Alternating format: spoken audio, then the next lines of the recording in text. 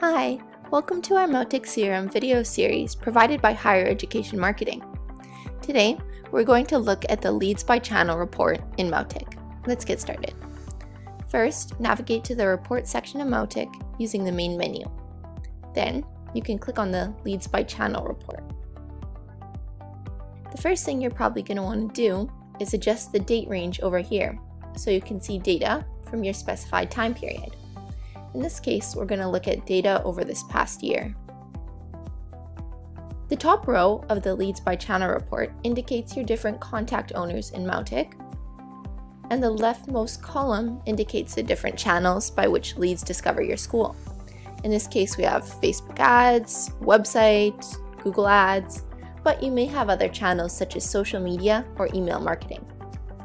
In the bottom row, you can see the total number of leads associated with each contact owner.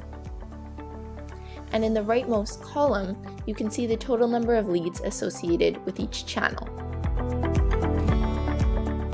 And that's it. Now you know all about the Leads by Channel report in Mautic. For more videos, visit the Mautic CRM section of our website at higher-education-marketing.com.